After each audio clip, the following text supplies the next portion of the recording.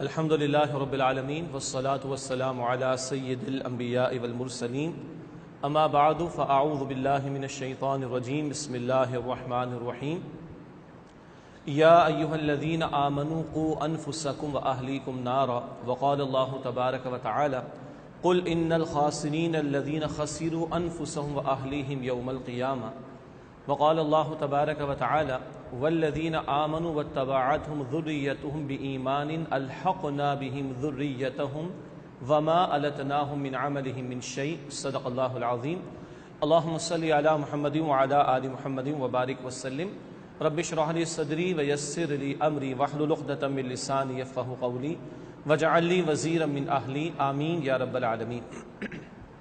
اس وقت ہماری نشست کا جو موضوع ہے وہ تربیت اولاد کا عنوان ہے۔ موضوع تو نیا نہیں ہے، لیکن جو انسان صاحب اولاد ہو اور جب تک وہ زندہ ہے اور اس کی اولاد بہرحال اس کے ساتھ موجود ہے تو اس اولاد کی تربیت کی ذمہ داری بہرحال اس پر عائد ہوتی ہے۔ اور آج جس دور میں ہم جی رہے ہیں بجا طور پر فتنوں کا دور بھی ہے، مادہ پرستی کا دور بھی ہے، اور اس اہم ترین ذمہ داری کے حوالے سے اکثر صرف نظر ہو جایا کرتا ہے۔ چنانچہ آج اسی تعلق سے ہم گفتگو کریں گے کہ تربیت اولاد کے حوالے سے ہمارے دین کی بنیادی ہدایات اور رہنمائی کیا ہے۔ اس ضمن میں ابتداً کچھ تمہیدی گفتگو ہوگی اس موضوع کی اہمیت کے اعتبار سے، پھر ہم یہ سمجھیں گے انشاءاللہ کہ کسی اولاد یعنی بچے یا بچی کی پیدائش سے پہلے کرنے کے کام کیا ہیں، اور جب اللہ سبحانہ و تعالیٰ اولاد عطا فرما دے تو فوری نوعیت کے کرنے کے کام کیا ہیں جو سنت سے ہمارے سامنے آتے ہیں، پھر یہ کہ ابتدائی چند سالوں میں کرنے کے کیا کام ہیں اولاد کی تربیت کے تعلق سے، اس پر گفتگو ہوگی۔ پھر جب یہ ہے کہ اولاد ایک شعور کی سطح پر پہنچ چکی ہو، کچھ سمجھنے کے قابل ہے، بات بھی کر رہی ہے، شعور رکھتی ہے اولاد، تو اس موقع پر کرنے کے کام کیا ہیں، اور پھر جیسے جیسے یہ زندگی آگے بڑھتی ہے تو کیا پہلو ہیں جن کا ہمیں لحاظ رکھنا چاہیے۔ پھر ایک اور اہم بات کہ ہم بڑے ہو گئے ہوں اور اولاد بھی بڑی ہو گئی ہے، حتیٰ کہ ہو سکتا ہے کہ اولاد کی بھی اولاد ہو چکی ہو، تب بھی ذمہ داری باقی رہتی ہے، اور اس کے حوالے سے اہم ترین مثال خود رسول اللہ صلی اللہ علیہ وآلہ وسلم کی ہے۔ جب آپ صلی اللہ علیہ وسلم حضرت حسن اور حضرت حسین رضی اللہ تعالی عنہما کی تربیت کا اہتمام کرتے ہیں تو پتہ چلا کہ اولاد خواہ کتنی بڑی کیوں نہ ہو جائے، بڑی عمر میں جا کر بھی اس کے حوالے سے فکر مند رہنا اور اس کی تربیت کا اہتمام کرنا یہ ہماری ذمہ داری بنتی ہے۔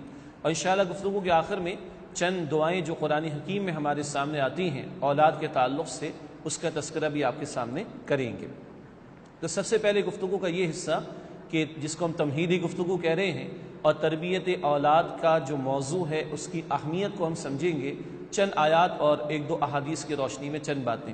ابھی ہم نے عشاء کی نماز باجماعت ادا کی ہے، امام صاحب نے اس میں بھی ہمیں سورہ تحریم کی آیت نمبر 6 سنائی ہے، جہاں اللہ تعالیٰ فرماتے ہیں کہ یا ایھا الذین آمنوا قوا انفسکم واہلیکم نارا، اے وہ لوگوں جو ایمان لائے ہو اپنے آپ کو اور اپنے گھر والوں کو جہنم کی آگ سے بچاؤ۔ یہ وہ اہم ترین ذمہ داری ہے کہ جس کو قرآن ذکر کرتا ہے، اولاد کی کفالت کرنا، بیمار ہو تو اس کے علاج کا اہتمام کرنا، اس کی عصری یا دنیاوی تعلیم کا اہتمام کرنا، اس کے کھانے پینے کا اہتمام کرنا، سبھی کرتے ہیں الحمدللہ۔ اس کے لیے کسی واعظ کی ضرورت نہیں، اس کے لیے کسی نصیحت کی ضرورت نہیں، اس کے لیے کسی خطاب کی تربیتی کورس کی ٹریننگ سیشن کی ضرورت نہیں ہے، لیکن وہ اہم ترین ذمہ داری کی اس اولاد کو جہنم کی آگ سے بچانے کی فکر و کوشش کی جائے۔ اکثر و بیشتر یہ ذمہ داری نظر انداز ہو جاتی، تو قرآن نے اس کا خاص طور پر تذکرہ کیا سورہ تحریم آیت نمبر 6 کہ اے ایمان والو اپنے آپ کو اور اپنے گھر والوں کو جہنم کی آگ سے بچاؤ۔ اسی طرح قرآن حکیم میں پڑھتے ہیں سورۃ الزمر کی آیت نمبر 15 میں کل کا ذکر قیامت کا، اللہ تعالیٰ فرماتے ہیں کہ قل ان الخاسرین الذین خسروا انفسهم واہلیہم یوم القیامہ، اے نبی صلی اللہ علیہ وسلم فرما دیجئے کہ قیامت کے دن سب سے بڑھ کر خسارے میں وہ لوگ ہوں گے جنہوں نے اپنے آپ کو اور اپنی اولاد کو خسارے میں ڈالا ہوگا۔ قیامت کا خسارہ، اس دن کا خسارہ اور آخرت کی تباہی سب سے بڑا خسارہ اور سب سے بڑی تباہی ہے۔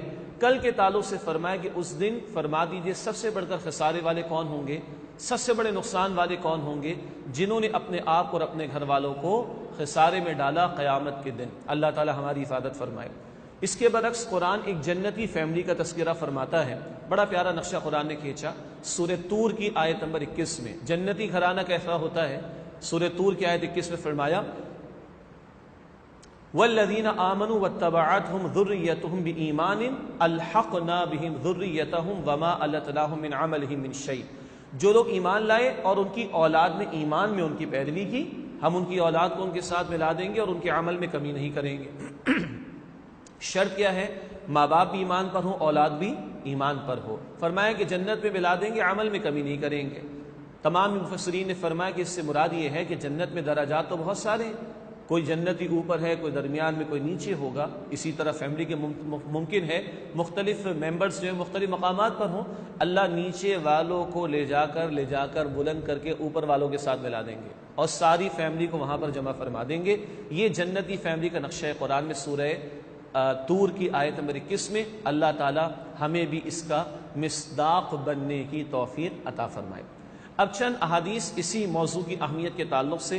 اللہ کے پیغمبر صلی اللہ علیہ وسلم کی حدیث بخاری شریف میں معروف روایت ہے، آپ نے فرمایا کہ کلکم راع وکلکم مسئول عن رعیتہ، ہر ایک تم میں سے راعی ہے، نگہبان ہے، اور اس کی رعیت میں اس کے زیر تحت جو لوگ ہوں گے ان کے بارے میں اس سے سوال ہوگا۔ اگر باپ ہے تو اولاد کے بارے میں سوال ہوگا، اگر شوہر ہے تو بیوی کے بارے میں سوال ہوگا، اگر مالک ہے، آقا ہے تو غلام اور کنیز کے بارے میں سوال ہوگا، اور اگر حکمراں ہے تو رعایا کے بارے میں سوال ہوگا۔ بہرحال گھر کی حکمرانی بھی ایک حکمرانی ہے، اور وہاں حکمراں یا صاحب اختیار وہ مرد کو بنایا گیا باپ کی حیثیت میں، شوہر کی حیثیت میں، تو یہ ذمہ داری بہرحال ہے کہ اس تعلق سے کل اللہ کے ہاں جواب دہی بھی ہوگی۔ اسی طرح بہت مشہور حدیث بخاری شریف کی، اللہ کے رسول علیہ السلام نے فرمایا کہ ہر بچہ فطرت پر پیدا ہوتا ہے، مراد توحید پر، اسلام پر پیدا ہوتا ہے۔ ہر بچہ فطرت پر پیدا ہوتا ہے، پھر اس کے ماں باپ ہیں جو اس کو یہودی، نصرانی یا مجوسی یعنی مشرک بنا دیتے ہیں۔ ہر بچہ فطرت پر، توحید پر پیدا ہوتا ہے، پھر اس کے ماں باپ ہیں جو اس کو یہودی، نصرانی یا مجوسی یعنی مشرک بنا دیتے ہیں۔ پتہ چلا کہ اس بچے کے تعلق سے یا بچی کے تعلق سے اہم ترین جو رول ہے وہ اس کے ماں باپ کا ہے، کہ پیدا تو وہ توحید پر ہوا لیکن ماں باپ ہے جو اس کو یہودی یا نصرانی یا مشرک بنا دیتے ہیں۔ اللہ اکبر۔ اس تعلق سے ماں باپ کی یہ اہم ترین ذمہ داری ہے کہ اس بچے کے عقیدے اور ایمان اور اعمال اور تربیت اور اللہ والا اس کو بنانا، یہ ماں باپ اس میں اپنا انپٹ ڈالیں۔ کوئی بات کی بات ہے، جب بچہ تھوڑا بڑا ہو رہا ہے، کوئی مدرسہ ہوگا، کوئی دینی ادارہ ہوگا، کوئی انسٹیٹیوشن ہوگا، اسکول ہوگا، کالج ہوگا، یہ ادارے سپورٹیو ہو سکتے ہیں، کچھ ٹیوٹرز ہوں گے، مینٹورز ہوں گے، وہ سپورٹیو ضرور ہو سکتے ہیں، لیکن اولین اہم ترین ذمہ داری یہ ماں باپ پر عائد ہوتی ہے بچوں کی تربیت کے تعلق سے۔ تو فرمایا کہ اس کے ماں باپ ہیں، بخاری کی حدیث کی، جو اس کو یہودی، نصرانی یا مجوسی بنا دیا کرتے ہیں۔ اسی طرح اللہ کے نبی صلی اللہ علیہ وسلم نے فرمایا کہ علموا اولادکم واہلیکم الخیر وادبوہم، اپنی اولاد کو، اپنے گھر والوں کو تعلیم دو اور انہیں ادب بھی سکھاؤ، ان کی تربیت بھی کرو۔ یہ حق ہے، یہ اولاد کا، گھر والوں کا حق ہے کہ ان کی تعلیم کا بھی اہتمام کرو اور ان کی تربیت کا بھی اہتمام کرو۔ اسی طرح اللہ کے نبی علیہ السلام کی حدیث جامع ترمذی میں آپ نے فرمایا کہ کسی والد نے اپنی اولاد کو عمدہ تعلیم اور اچھی تربیت سے بڑھ کر کوئی تحفہ نہیں دیا۔ کسی والد نے اپنی اولاد کو عمدہ تعلیم اور اچھی تربیت سے بڑھ کر کوئی تحفہ کبھی بھی نہیں دیا۔ اور آخری حدیث تمہیدی طور پر آپ کے سامنے رکھ رہا ہوں، مسلم شریف کی روایت ہے کہ جب ایک شخص کا انتقال ہو جاتا ہے تو اس کا نام اعمال بند ہو جاتا ہے سوائے 3 کاموں کے۔ 3 کام ایسے ہیں کہ ہمارے مرنے کے بعد بھی ان کا اجر ملتا رہتا ہے۔ نمبر 1، ایسا کام کیے جو صدقہ جاریہ کی نوعیت کا ہو، مستقل لوگ اس سے فائدہ اٹھا رہے ہیں، مسجد کی تعمیر ہے، ہاسپٹلس کی تعمیر ہے، ایسے اداروں کی تعمیر کی جس سے اللہ کی مخلوق کی خدمت ہوتی ہو۔ اسی طرح کئی درخت کے لگانے کا اہتمام، کسی کے لیے پانی کا اہتمام کر دیا جانا، یا کسی کے بچے کی تعلیم کا بندوبست کر دیا جانا، وغیرہ وغیرہ، مستقل جو لوگ فائدہ اٹھائے۔ نمبر 2، وہ علم جو دوسروں کو سکھایا، جب تک لوگ اس کو عمل میں لاتے رہیں گے، فائدہ اٹھاتے رہیں گے، اس سکھانے والے کو اس کے مرنے کے بعد بھی اجر ملتا رہے گا۔ اور نمبر 3، نیک اولاد جو ماں باپ کے لیے دعا کرنے والی ہو، یہ بھی مرنے کے بعد بھی اجر ایک شخص کو ملتا رہے گا۔ اللہ توفیق ہمیں عطا فرمائے کہ ہم ہمارے ماں باپ کے لیے صدقہ جاریہ بنے، اور اللہ تعالی ہمیں توفیق دے کہ ہماری اولاد کی ایسی تربیت ہو کہ وہ ہمارے لیے صدقہ جاریہ بنے۔ یاد رکھنا چاہیے کہ جب قبر میں جائیں گے، محلات کھڑے ہیں، جائیدادیں بنی ہیں، گاڑیاں کھڑی ہیں، بینک بیلنسز جمع ہیں، سب یہی پڑا رہ جائے گا۔ ایمان کی پونجی ہے، اعمال کی پونجی ہے یا یہ صدقہ جاریہ والے پہلو ہیں جو ساتھ جانے والی چیز جو میری اور آپ کی ریئل ویلتھ ہے، اصل سرمایہ ہے. اور نیک اولاد بہرحال میری اور آپ کی بہت بڑی انویسٹمنٹ ہے. اللہ مجھے اور آپ کو اس کی فکر کرنے کی توفیق عطا فرمائے.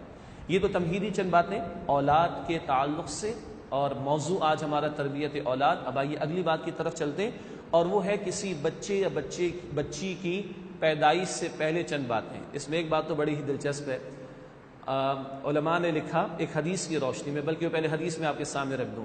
اللہ کے پیغمبر علیہ السلام نے فرمایا، بخاری کی روایت ہے کہ کسی خاتون کا انتخاب کیا جاتا ہے نکاح کرنے کے لیے یا تو خوبصورتی کو دیکھ کر، یا مال کو دیکھ کر، یا خاندان کو دیکھ کر، یا سیرت و کردار یعنی تقوی کو دیکھ کر. 4 باتیں ہیں، خوبصورتی ہے، مال ہے، خاندان ہے، سیرت و کردار یعنی تقوی ہے. اللہ کے پیغمبر علیہ السلام نے فرمایا کہ تم سیرت و کردار و تقوی کو ترجیح دیا کرو. اس لیے کہ اللہ کا معیار کیا ہے؟ سورہ حجرات آیت نمبر 13، ان اکرمکم عند اللہ اتقاکم. اللہ کی نگاہوں میں سب سے بڑھ کر عزت والا کون ہے؟ جو سب سے بڑھ کر اللہ کا وہ بندہ یا بندی جو تقوی اختیار کرنے والا ہو. تو جو متقی ہے اس کا مقام اللہ کی نگاہوں میں بلند ہے. جیسے حدیث حجۃ الوداع کا موقع کہ گورے کو کالے پر، کالے کو گورے پر، عربی کو عجمی پر، عجمی کو عربی پر کوئی فضیلت نہیں سوائے تقوی کے. تو نکاح کا موقع ہو یعنی ارادہ ہو تو انتخاب کرتے ہوئے سیرت و کردار تقوی کو ترجیح دی جائے. یہ دونوں طرف ہے، یعنی کوئی لڑکی کی تلاش کے اعتبار سے بھی، اور لڑکی کے گھر والے اگر کسی لڑکے کی تلاش میں ہو. یعنی کہ یہ عجیب بات آ گئی، کیا ایسا بھی ہوتا ہے کہ لڑکی والوں کے ہاتھ سے نکاح کا پیغام جائے؟ ہمارے تو شاید اس کو معیوب سمجھا جائے گا، لیکن آپ کے علم ہے کہ اماں خدیجہ رضی اللہ تعالی عنہا نے خود اپنی ایک سہیلی کے ذریعے رسول اللہ کو پیغام بھجوایا تھا صلی اللہ علیہ وسلم. اور بھی مثالیں صحابہ کرام کے ہمیں ملتی ہیں. بہرحال تو نکاح کے موقع پر کچھ باتیں دیکھی جاتی. حدیث میں 4 کا ذکر آیا، فرمایا سیرت کردار و تقوی کو ترجیح دیا کرو. اب اس حدیث کے ذیل میں بڑا دلچسپ نقطہ علماء نے لکھا کہ آئندہ کبھی کوئی بچہ یا بچی جو مستقبل میں پیدا ہوگا، آج ایک وہ شخص مرد یعنی جو کل کبھی اس کا باپ بنے گا، تو کل وہ پیدا ہونے والے بچے یا بچی کا آج ایڈوانس میں یہ حق ہے کہ کل جو اس کا باپ بنے گا ایک شخص، وہ آج ایک نیک خاتون کا انتخاب کرے نکاح کرنے کے لیے. بات واضح ہوئی؟ یہ بڑا دلچسپ نقطہ ہے. although کہ یہاں اکثر لوگ میرڈ ہیں، ماشاءاللہ شادی شدہ ہیں، تو عام طور پر ہمارے ایک ہی نکاح کا اہتمام ہوتا ہے، تو یہ چانس تو گزر چکا ہے، اس کو کسی اور طرح کمپنسیٹ ہمیں کرنا چاہیے. لیکن سمجھنے کے لیے بڑا دلچسپ نقطہ ہے کہ آئندہ کل کبھی کوئی بچہ یا بچی جو پیدا ہونے والا ہے، آج وہ شخص جو کل اس کا باپ بنے گا، اس باپ پر ہونے والے پر کل اس پیدا ہونے والے بچے یا بچی کا آج ایڈوانس میں یہ حق ہے کہ یہ شخص کسی خاتون کا جب انتخاب کرے نکاح کے لیے تو نیک اور سیرت والی تقوی والی خاتون کا انتخاب کرے. آن دا لائٹر سائڈ لوگ کہتے ہیں صاحب اب تو بہرحال شادی ہو چکی ہے، تو بہرحال اٹس نیور ٹو لیٹ.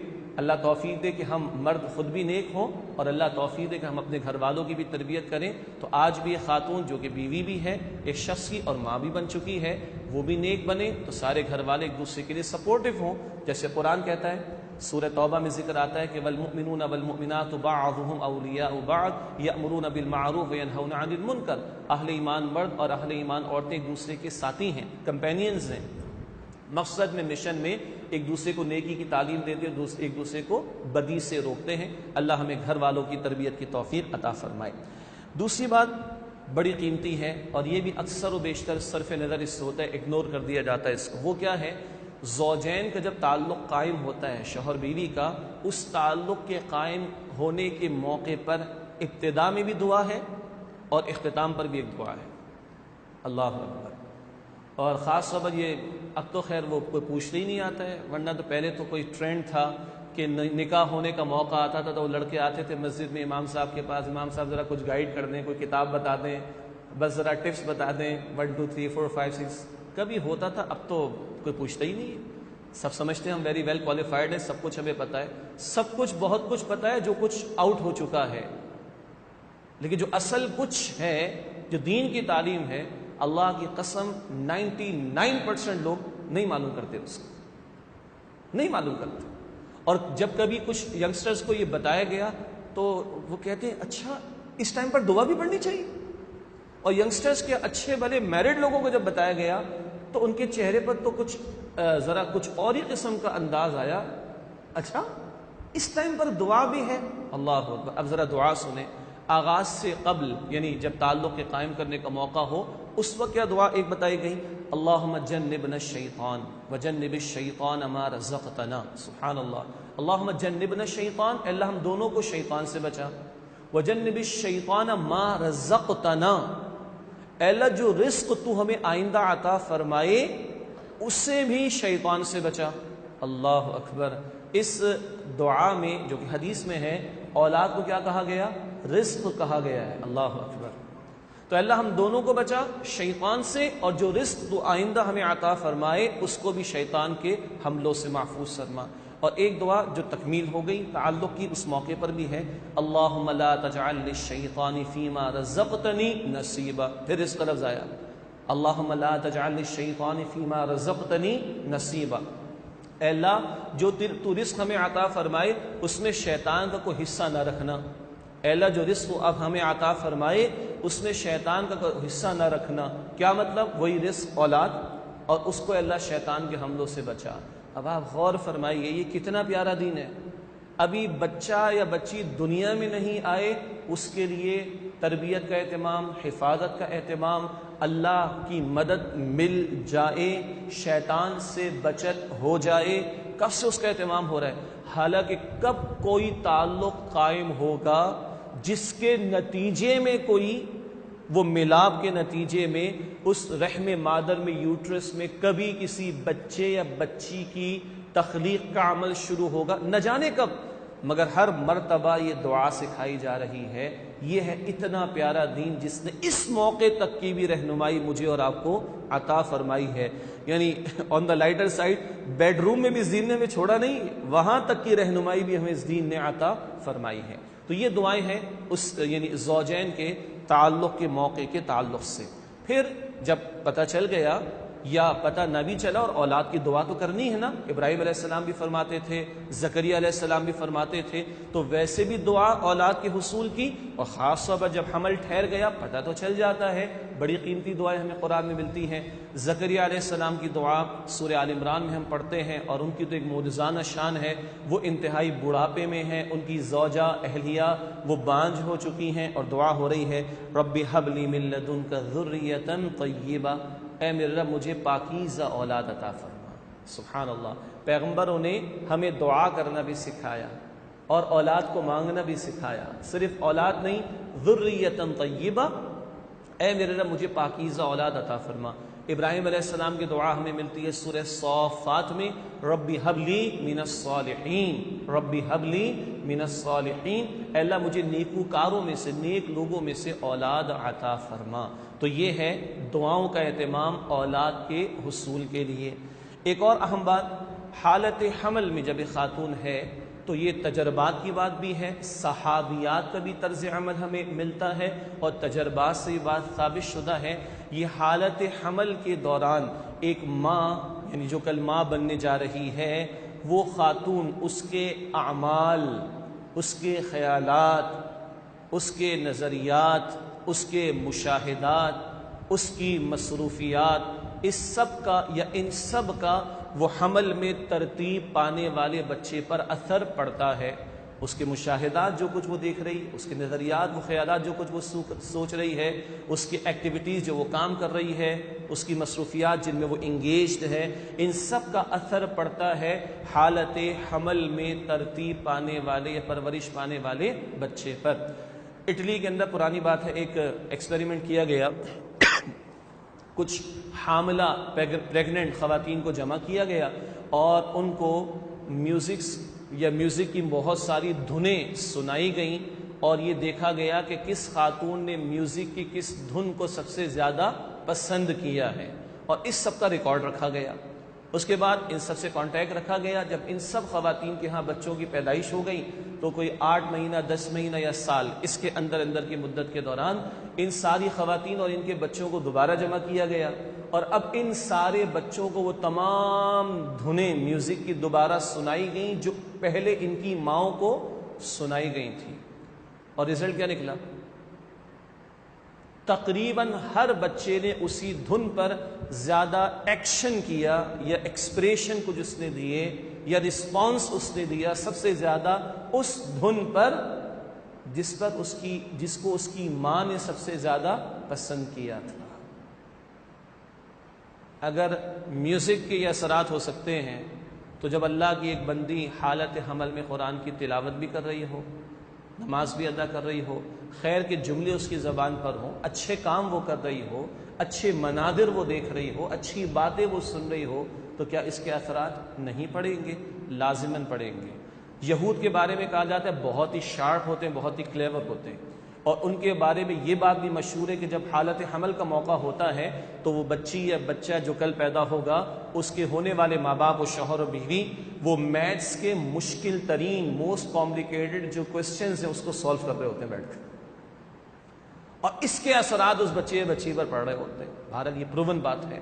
تو یہ ہے حالت حمل کی مدت کہ جس کے دوران جو بچے کی ہونے والی بہرحال وہ ماں ہے خاتون اس وقت، وہ اللہ کا ذکر، اللہ کی یاد، قرآن کی تلاوت، نمازوں کا اہتمام اور خیر کی باتیں اور خیر کے کام، اچھے خیالات، اچھے مناظر کو دیکھنا، اچھی سوچ کو رکھنا، اچھی فکر کو رکھنا، اور غلط قسم کے باتوں سے، غلط قسم کی مصروفیات سے اپنے آپ کو بچانا، اس سب کا بھی اس پیدا ہونے والے کل جو بچہ یا بچی ہے اس پر اثر پڑتا ہے۔ اب آئیے اگلی بات، جب اللہ سبحانہ و تعالیٰ اولاد عطا فرما دے، پیدائش ہو گئی، تو اس موقع پر کیا ہو؟ البتہ اس بات کو تھوڑا سا آگے بڑھانے سے قبل ایک چھوٹی سی بات، یقیناً یہ اللہ تعالیٰ ہی کی حکمت اور اللہ کی مشیت اور اللہ کے فیصلے ہوتے ہیں کہ اللہ کس کو کیا عطا فرمائے یا بالکل کسی کو اولاد عطا نہ فرمائے۔ اس تعلق سے سورہ شورى ہے، اور سورہ شورى کی آیت نمبر 49 اور 50، 49 اور 50 ہے۔ اس کا حاصل یہ کہ اللہ جس کو چاہے بیٹے عطا فرمائے، جس کو چاہے بیٹیاں عطا فرمائے، جس کو چاہے دونوں عطا فرمائے، اور جس کو چاہے کچھ بھی نہ دے۔ اللہ کل اختیار رکھنے والا اور اللہ خوب علم رکھنے والا ہے، تو جو کچھ بھی ہے وہ اللہ کی عطا سے ہے۔ ایک صاحب ہمارے دوست ہیں، اور کافی عرصے پہلے جب اس سے فرسٹ ٹائم ملاقات ہوئی اور تعارف لیا گیا، تو ہم کہیں گئے ہوئے تھے، تو وہ ایک لڑکی ان کے ساتھ تھی، ان کی بھتیجی تھی۔ تعارف لیا تو بتایا نہیں میری بیٹی نہیں، میری بھتیجی ہے۔ میں نے کہا اچھا ٹھیک ہے، آپ کے ماشاءاللہ کتنے؟ تو انہوں نے بڑا پیارا جواب دیا، انہوں نے کہا کہ اللہ سبحانہ و تعالیٰ نے اب تک مجھے اور میری اہلیہ کو اس آزمائش سے بچا کر رکھا ہوا ہے، شکوہ نہیں۔ سبحان اللہ، اولاد بہت بڑی آزمائش ہے بھائی۔ قرآن کہتا ہے سورہ توبہ میں، سورہ تحریم میں، انما اموالکم واولادکم فتنہ، یہ تمہارے مال اور تمہاری اولاد تمہارے لیے فتنہ ہے، آزمائش کا باعث ہے۔ تو انہوں نے کہا کہ اللہ سبحانہ وتعالی نے اب تک مجھے اس اور میری اہلیہ کو اس آزمائش سے بچا کر رکھا ہوا ہے، اللہ کے فیصلے پر راضی رہے۔ اسی طرح ممکن ہے کہیں فقط صرف بیٹیاں ہوں، سبحان اللہ۔ تو ہمارے استاد محترم ڈاکٹر اسرار احمد صاحب رحمۃ اللہ علیہ فرماتے تھے کہ ایک نسبت تو رسول اللہ سے ہو جائے گی نا صلی اللہ علیہ وسلم، کہ رسول اللہ علیہ السلام کے بیٹے 3 تھے لیکن چھوٹی عمر میں ہی انتقال ہو گیا، صرف بیٹیاں ہی بڑی اور جوان ہوئی ہیں۔ تو ممکن ہے کہیں فقط صرف بیٹیاں ہی ہوں، اور ہاں کہیں صرف بیٹے ہوتے ہیں، بڑی چاہت ہوتی ہے کہ اللہ بیٹی عطا فرما دے، لیکن بہرحال یہ اللہ کا چوائس، اللہ کا فیصلہ۔ اس تعلق سے سورہ شورى آیت نمبر 49 اور 50، 49 اور 50 بہت ہی قیمتی مقام ہے۔ بہرحال اب یہ کہ اللہ نے اولاد عطا فرما دی، خواہ بیٹا عطا فرمایا ہو یا بیٹی، اللہ کی نعمت، اس کا شکر ادا کرنا چاہیے۔ شام میں سوچ رہا تھا تو ایک ماضی کا واقعہ یاد آیا، کسی رسالے میں ہم نے پڑھا، ساؤتھ افریقہ میں خوبصورت بچوں کا ایک مقابلہ حسن ہوا، خوبصورت بچوں کا ایک مقابلہ حسن ہوا۔ تو ایک حبشی عورت، کالی کلوٹی جسے آپ کہیں، بالکل کالے کلوٹے بیٹے کو لے آئی اپنے، اور کہا بھائی اس کو بھی اس مقابلے حسن کے اندر آپ ایڈمٹ کریں، اس کا بھی نام شامل کریں۔ لوگوں نے بڑا مذاق اڑایا۔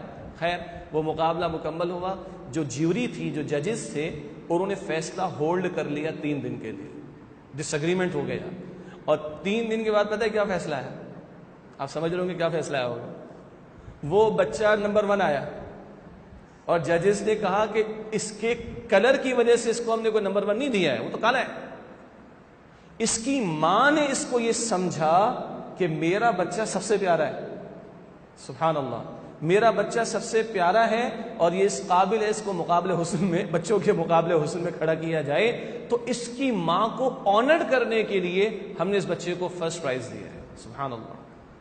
تو یہ نگاہ ہونی چاہیے۔ بہرحال اللہ بیٹا عطا فرمائے، بیٹی عطا فرمائے، شکر ادا ہو۔ ہاں ہمارے اب بھی کبھی کبھی معاف کیجیے گا منہ بنتے ہیں لوگوں کے کہ بیٹی پیدا ہو گئی، استغفر اللہ، ایسے منہ تو 14 صدیوں پہلے بھی بنتے تھے۔ سورہ نحل آیت 58 59 ہم پڑھیں تو مشرکین کے چہرے سیاہ ہو جاتے تھے، کالے ہو جاتے تھے جب ان کے یہاں کوئی بیٹی کی پیدائش کی خبر ان کو دی جاتی تھی، معاذ اللہ۔ چلتے 14 صدیوں پہلے رسول اللہ کے گھر میں صلی اللہ علیہ وسلم ایک خادمہ نے بتایا کہ میں نے جا کر رسول اللہ علیہ السلام کو خوشخبری سنائی کہ بی بی خدیجہ کو اللہ نے بیٹی عطا فرمائی، آپ بیت اللہ کے قریب تھے، میں گئی تو آپ کو جب میں نے خوشخبری دی تو آپ کا چہرہ گلاب کے پھول کی طرح کھل اٹھا کہ اللہ نے مجھے بیٹی عطا فرمائی۔ آپ نے اللہ کا شکر ادا کیا، اور وہ خادمہ کہتی کہ رسول اللہ صلی اللہ علیہ وسلم وہاں سے دوڑتے ہوئے گئے تیزی کے ساتھ، اور گویا کہ ہمارے محاورے میں کہیں گے کہ آپ کی سانس بھی پھول رہی تھی۔ آپ نے جا کے اماں خدیجہ رضی اللہ تعالی عنہا کو مبارکباد دی، پھر بیٹی کو لیا گود میں، اس کو چوما اور چوما اور چوما، اور سینے سے لگائے رکھا، سینے سے لگائے رکھا، سینے سے لگائے رکھا، اور اللہ کا شکر ادا کرتے رہے، شکر ادا کرتے رہے، شکر ادا کرتے رہے۔ لقد کان لکم فی رسول اللہ اسوۃ حسنہ، یقیناً تمہارے لیے رسول اللہ صلی اللہ علیہ وسلم کی زندگی میں بہترین نمونہ موجود ہے۔ بیٹے اگر نعمت ہیں تو بیٹیاں رحمت ہیں، اور ہاں جنت میں داخلے کی اسپیسیفکلی بشارت، خاص بشارت وہ بیٹیوں کی پرورش پر دی ہے رسول اللہ علیہ السلام نے۔ گو کہ بیٹا ہو یا بیٹی صدقہ جاریہ انشاءاللہ دونوں کو بنایا جا سکتا ہے، بنیں گے، لیکن موٹیویٹ کرنے کے لیے آپ نے کبھی فرمایا کہ جس کی 3 بیٹیاں ہوں اور ان کی پیدائش پر منہ نہ بنائے اور ان کی پرورش کرے اور ان کی ذمہ داری پوری کرے، مراد نکاح کا بھی بندوبست کرے۔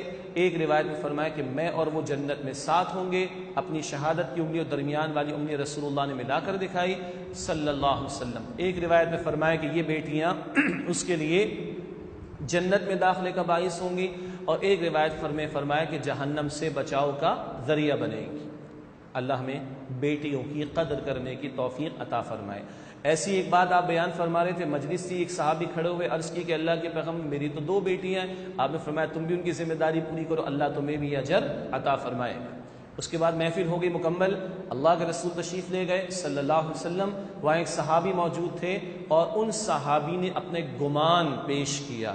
نبی علیہ السلام کی مجلس کے اختتام پر صحابی کا گمان بہرحال بڑی بات ہے، انہوں نے فرمایا کہ آج میرا گمان ہے، آج اگر کسی نے ایک بیٹی کے بارے میں بھی رسول اللہ علیہ السلام سے سوال کر لیا ہوتا تو مجھے امید ہے کہ رسول اللہ علیہ السلام اس کو بھی یہی اجر و ثواب بیان فرماتے۔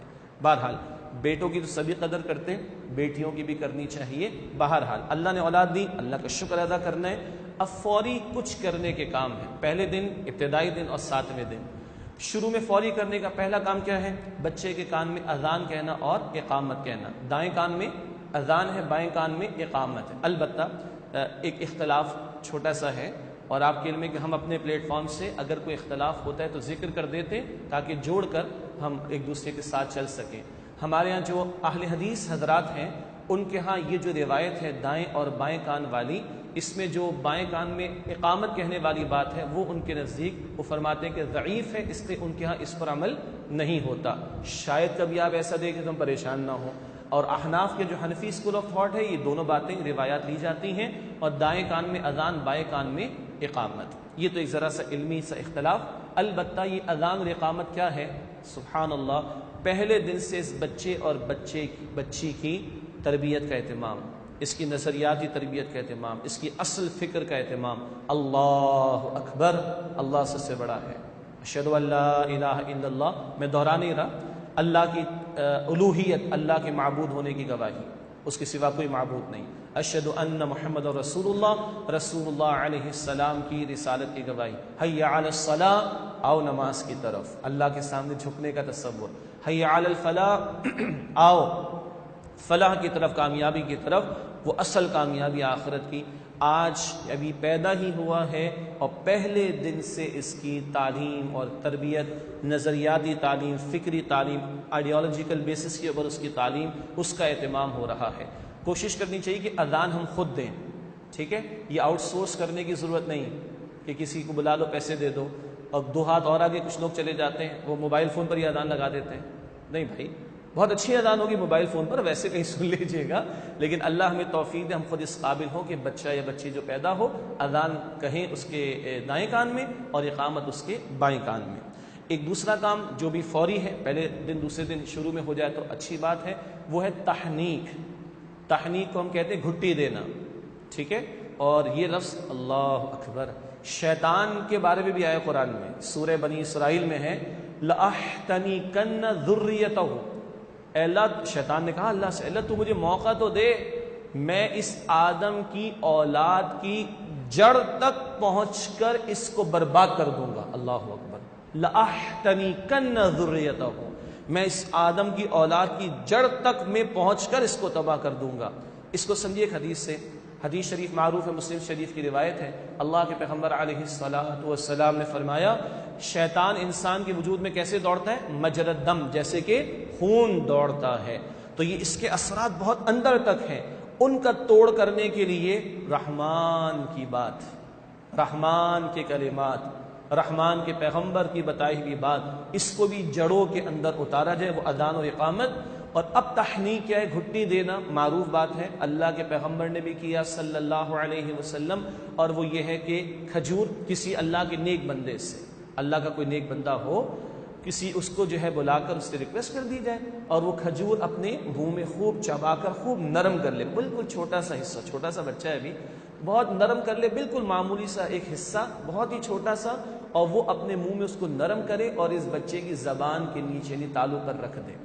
اگر یہ ممکن ہو تو ٹھیک، اور بعض بچے تھوڑے کمزور پیدا ہوتے ہیں، ڈاکٹرز منع کرتے ہیں، تو پھر کھجور نہیں تو شہد کا معاملہ ہو جائے کہ وہ شہد کو چاٹ لے اور اسی کو پھر وہ اس بچے کی زبان پر چٹا دے، اور پھر وہ اس کے لیے اللہ سبحانہ وتعالی سے دعا کرے۔ لیکن یہ بھی فوراً کرنے والا کام ہے۔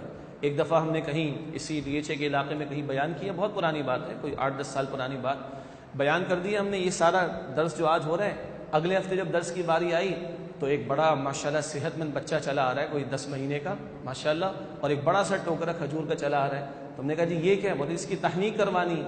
میں نے کہا وہ تو شروع میں ہوتی، بولا ہم نے سمجھا ہی پچھلی جمعرات کو ہے، تو ہم تو آج ہی تحنیک کروائیں گے اس کی۔ تو آج ہی ہم جو بیان کر رہے ہیں اس لیے کہ جب بھی ہم میں سے کسی کے معاملہ ہے تو ہمیں پہلے سے پتہ ہونا چاہیے۔ یہ ہے تحنیک کرانا، تا حا نون یا کاف، تحنیک، اور ویسے ہم اردو میں کہتے ہیں گھٹی دینا۔ تو یہ کسی اللہ کے نیک بندے سے کرا کر بچے کے لیے دعا کرانا۔ پھر 7واں دن آئے تو کچھ کام ہے جس میں عقیقہ بھی ہے، نام کا اعلان بھی ہے، اور اس بچے کے سر کے بالوں کو صاف کرا کر اس کے ہم وزن چاندی صدقہ کرنا بھی ہے۔ تو 7واں دن ہے، نام پہلے سے سوچ لیا جاتا ہے، یا پہلے دوسرے تیسرے دن، یعنی کیونکہ اب آئیڈینٹیفائی ہو جاتا ہے نا عام طور پر یہ حالت حمل کے دوران ہی الٹرا ساؤنڈ وغیرہ سے، لیکن ہم بعض فیملیز کو جانتے ہیں کہ جو ڈاکٹرز کو کہتے ہیں بتانے کی کوئی ضرورت نہیں، اللہ جو عطا فرمائے ہم اس پر راضی ہیں۔ خیر، تو نام پہلے سوچ لیا جاتا ہے، لیکن 7ویں دن اس کا اعلان کیا جائے۔ نام کیا رکھے جائیں؟ حدیث شریف میں آتا ہے کہ بہترین نام تو ہے عبداللہ، عبد الرحمن، اللہ کے نسبت سے عبداللہ، عبد الرحمن، یہ بہترین نام ہیں۔ اور پھر انبیاء کے نام ہیں، اچھا عبداللہ اللہ کا بندہ، کوئی لڑکی کا نام رکھنا چاہے اس نسبت سے تو امت اللہ، الف پر حمزہ لگائیں گے تو حمزہ کہلائے گا، تو الف اور اوپر زبر، معاف کیجیے گا زبر، اور میم اور وہ گول والی تا، امتن بندی، امت اللہ اللہ کی بندی، امت الرحمن رحمان کی بندی۔ تو اگر کوئی رکھنا چاہے تو اس طرح بھی نام رکھے جا سکتے ہیں۔ تو بہترین نام تو حدیث میں ہے کہ جو اللہ کے نام کی نسبت سے رکھے جائیں، عبداللہ، عبد الرحمن۔ پھر پیغمبروں کے نام ہیں، چنانچہ خود نبی پاک صلی اللہ علیہ وسلم نے اپنے ایک صاحبزادے کا نام ابراہیم ہی رکھا تھا۔ تو پیغمبروں کے نام بہت عمدہ ہیں، کہ صحابہ کرام کے نام ہیں، صحابیات کے نام ہیں، ان سے بھی انتخاب کیا جا سکتا ہے۔ یہ جو آج کل ہماری ایک ٹرینڈ ہے کہ ایسا ہو کہ کسی کا نہ ہو، یہ بات درست نہیں ہے۔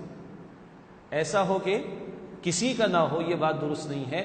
نام کے لیے کم از کم شرط یہ کہ اس کے معنی اچھے ہونے چاہیے۔ چنانچہ اللہ کے نبی صلی اللہ علیہ وآلہ وسلم کے دور میں بعض صحابہ جن کے زمانے جاہلیت میں کوئی غلط نام رکھ دیے گئے تھے، حرب کسی کا نام رکھ دیا گیا، حرب کے معنی جنگ کے ہوا کرتے ہیں، تو اللہ کے نبی علیہ السلام نے ایسے ناموں کو بدل دیا۔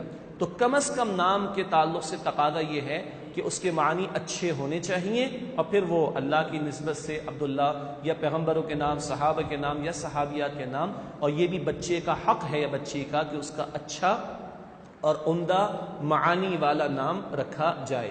اس کی اناؤنسمنٹ ہے 7ویں دن، اسی 7ویں دن عقیقہ ہے، اور اگر لڑکا پیدا ہو تو 2 جانور یا 2 بکرے کہہ لیجئے تھوڑی دیر کے لیے، 2 جانور ہیں، اور لڑکی پیدا ہو تو 1 جانور ہے۔ اب بچیاں پریشان ہو جاتی ہیں، لڑکیاں جو ہے وہ کبھی کبھی کہتی ہیں یہ کیا بات ہے، ادھر بھی ڈسکرمنیشن ہو گئی، ہمارے پیدائش پر 1 اور بھائی کی پیدائش پر 2۔